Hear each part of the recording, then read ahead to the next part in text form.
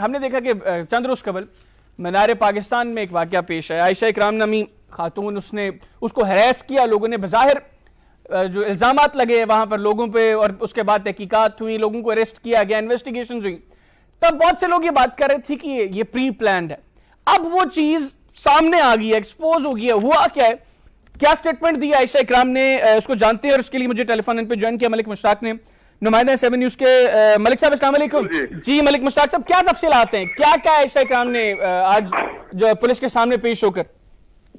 जी, ये एक दिलचस्प बात है कि कल का हीरो आज का विलन बन चुका है कि आयशा इकराम खातून ने आज डीआईजी इन्वेस्टिगेशन शारिक जमाल साहब के सामने पेश होकर एक तहरीरी दरख्वास्त दी है, जिसमें उसका ये कहना है कि उसके साथ काम करने वाला जो लड़का रैम्बो था, रैम्बो ने ना सिर्फ मीनार पाकिस्तान जाने का प्रोग्राम बनाया बल्कि सोशल मीडिया पर आमतौर पर उसी ने ही शोर मचाया था।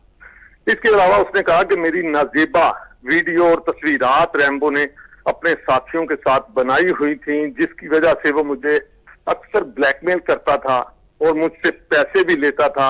मेरी सैलरी का हर माह आधा हिस्सा वो ले जाता था और इसके अलावा उसने उन्हीं तस्वीरें और वीडियो की वजह से मुझे ब्लैकमेल भी किया और 10 लाख रुपया मुझसे वैसे भी उसने लिया है, मुझे हरासा भी करता रहा। आज आयशा ने जब डीआईजी इन्वेस्टिगेशन शारिक जमाल साहब के सामने होकर अपना ये बयान दिया और तहरीरी दरख्वास्त दी और उसके बाद पुलिस इन एक्शन हुई और उसके बाद रैम्बो को भी पकड़ लिया।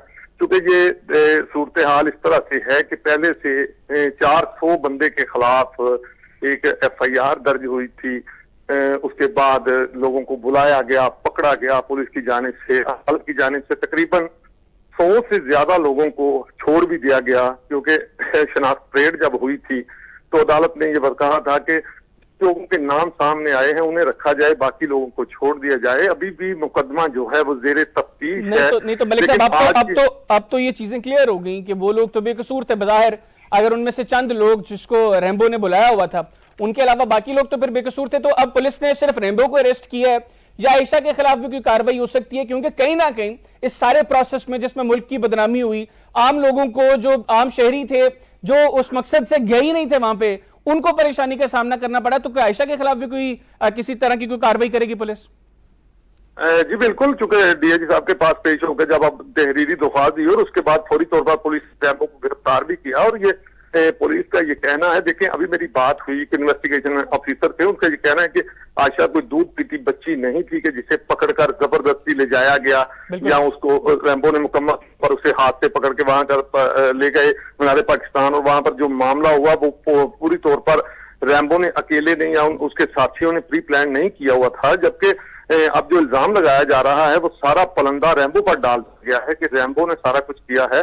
पुलिस ने चूंकि रैम्बो को गिरफ्तार कर लिया है और इब्तदाई तहकीकात भी शुरू हो गई हैं, जिस पर इतने ज्यादा इल्जामात हैं कि उसने उसे हरासा किया है, उसे बटोरता रहा है, उसे जलील करता रहा है, उसकी नजीबा तस्वीरें जो हैं वो अपलोड करने का उसने कई दफा उसे धमकियां दी हैं।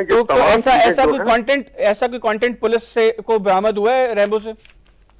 जी देखिए, थोड़ी ही देर पहले, तकरीबन आपसे 1 घंटा पहले पुलिस ने कार्रवाई करते हुए, अच्छा ठीक है, मतलब इसकी डिटेल्स जो है वो सामने नहीं आई। ठीक है, बहुत शुक्रिया मलिक मुश्ताक साहब, आप मेरे साथ मौजूद थे।